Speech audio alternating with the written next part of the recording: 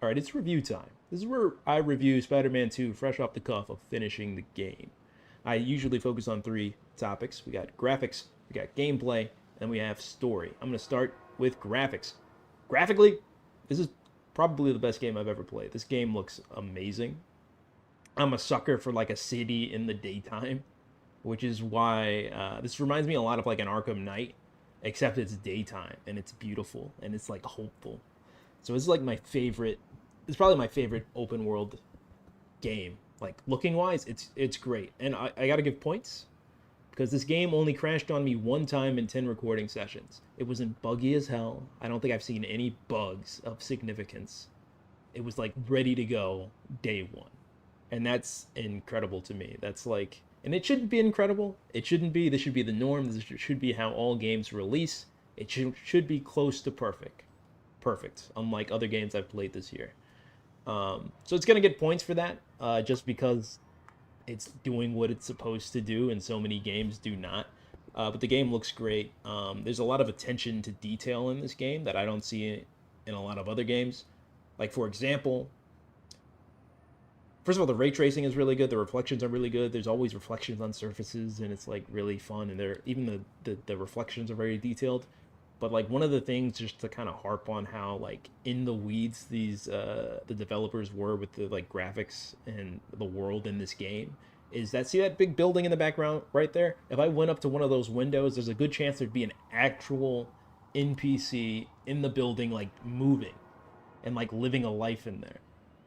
So many games with buildings like that, they'll just do like a kind of like a 2D kind of model of a room, and it'll like scale like when you like move the camera. This one is like they actually put NPCs inside buildings, which is small, which is not like a big deal, but it's like there's a great attention to detail in this game, and I think that's like a really good evidence of it. Graphically, this game is great. Graphically, this is the best game I've ever played. Um, and I don't know how other people feel about it, but that's how I feel about it. So it's a really good game. Gameplay wise, so it's really focused on what, two areas: gameplay, or no, fighting, I guess, combat, stealth, and traversal. Combat, like your straight up brawls, they don't do much too different. And that was one of the things I was kind of worried about, because Miles Morales Spider-Man game, they Miles Morales just has so much more abilities and so much more to work with compared to Peter Parker. So it was gonna be interesting to see how they balance that out in a game where they share the spotlight or whatever. Because in Miles Morales, he's got electricity, he can turn invisible. Like that opens the doors to a lot of new combat stuff. Where Peter, he doesn't really have that. So it would be a situation where Miles is just better and to play as than Peter, just because Miles has so much more he can do. So I was interesting how they would like kind of bridge that divide. And they do it with like tech. So they do it in two ways. They cut down on the tech, on the gadgets you have in this game, and then they add tech and the symbiote to kind of bridge that gap between Miles and Peter. I don't know how much I like that, just because you have a Peter that's more tech heavy, which is not a Peter Parker that I'm like super that I'm a fan of. I prefer it minimalist in tech and stuff like that. So he's got the arachnid arms to kind of like unlock abilities that he can do, just because if he didn't have that, Miles would have more abilities than he did. So that's really the only reason they kind of add that in, I think, is just so like because there are these ultimate abilities that you can do that Miles could do in the last game that Peter could never do. So in this game, they just add the suit, or they add the tech suit or the symbiote to like kind of bridge that divide. I don't need you right now. So that's kind of how they like fix it. That's kind of how they bridge that gap. But other than that, the combat hasn't really changed. They're using like the same kind of takedown animations that they were in the last game. There's not even a lot of new takedown animations for like your base Peter and your base. I'm turning up the brightness a little bit. For your base Peter and your base Miles compared to the last games, they're kind of recycling a lot of the old stuff, which I guess I don't mind. I don't really have an issue with the combat in this game, but it doesn't feel like they've added much. Stealth, for example, in the last game, I guess the map might be a little better. Nah. It's a little brighter for me, a little more to look at. The stealth, they took away a lot of your gadgets. So, like, for example, the web mines, those are gone. Your impact web, those are gone. And those were, like, big for stealth. But since those are gone, then you don't have a lot to work with when you're doing stealth. You just have your typical takedowns, and that's pretty much it.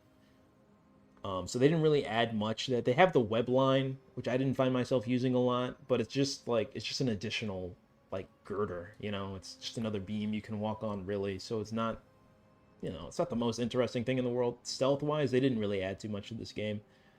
Um, traversal, traversal, they added a lot, and that's because this map, if you can see, is like 10 times bigger, or like, no, not 10 times, I'm really exaggerating, twice as big as the last map. So they have to add, and you got to cross a river half the time. So they have to add web wings so you can like bridge this gap a little bit faster. So this, I feel like this web swinging, so obviously the web swinging is still very good, and even the web wings, it took me a little bit to get used to because I like swinging, but I find myself web winging, gliding as much as I do swinging in this game. So I think that's really good. Um, there's a more of a focus on in this game on keeping your momentum and building momentum so you can like really maximize your glide potential. So that's kind of big in this game. But I think it works. I mean, it's definitely a necessity if you want to get around this map sooner. Um, I do find myself fast traveling more in this game than I did in the last game, but that's more because the map is just so big. And even like with all the traversal upgrades and stuff, it could still be like a pain to like get here from here to the other corner of the map. It can be a bit of a pain, but I like the traversal. It's fun. The fast travel is like instantaneous. Like there's no load screen or anything. It's just like you're there. So that's really cool. Anything else with gameplay? I guess I could talk about like the side missions. This would be where this would come into play. A lot of the side missions are just collectathons. Like a lot of them are. And I kind of wish there would be, and that's kind of how it was in the last game. It's usually how they work is you collect like 10 things and then you get like a mission at the end to kind of wrap it up. That's how they did it in the last game. That's really how they're doing it here. I don't know if I like. I feel like there's a lot of collection stuff. I feel like there's too much collections where I would rather have like, for example, the fire branding people. What are they called? The flame on the left. The flame side missions. Those were more actual missions with Yuri, where like there would be dialogue and like events that are happening. I would prefer that for side missions in this game than like just a bunch of collectathons, because there's too many collectathons. I think that would be like one of my gripe for side missions. It's okay to have a few, but, and I know you want to show off the city, and that's a good way to get people to move around, but there's too many. There should be more of a balance between actual meaty side missions and then just collecting things. I think I preferred the side missions in the first game a lot more than this one. All right, what else we got? What else we got for gameplay? The main missions are pretty good structurally. Like, I don't have an issue with any of the missions. I had a good time with a lot of those missions, so they're structured pretty well. I can't complain. Gameplay, it's more or less on par with the last game. If you like the last game, you'll like this one. I don't think it does too much to like push the bubble outside of traversal in this game, but you know, it moves things along. It's fine. It's good. I don't want to say it's fine. I really like the first combat, or I really like the first game's gameplay, and it's really more of the same here, but that's also still really good, right? Story-wise, I'm kind of conflicted. It took a long time to kind of get going. Um, I I don't know if I liked it as much as the first one, just because I don't, and it's just because it's very predictable, right? And that's an issue more with telling a very popular story, the Venom storyline, because you know exactly where it's gonna go, like you know beat by beat where it's gonna go. Whereas, for example, the first game, like you had Octavius, you know he was gonna be Doc Ock, but you didn't know how he was gonna get there. In this game, you know exactly how Harry's gonna get to be Venom. Like you know exactly from the start how he's gonna get there. Like you could say beat by beat. Peter's gonna get the symbiote from Harry. Harry's gonna get the symbiote. Peter's gonna need to get rid of the symbiote because it's changing him. Peter's gonna need to destroy the symbiote. Harry's gonna need that symbiote, and Harry's gonna be Venom. Like, you know the main beats. Whereas in the last game, you know, you had no idea. Like, Doc Ock was gonna like do the Sinister Six. Like, all that stuff was like fresh. You didn't know where it was going. This game, like, you know, beat by beat where it's going, and that's because it's telling a Venom story. Which, the more I think about it, is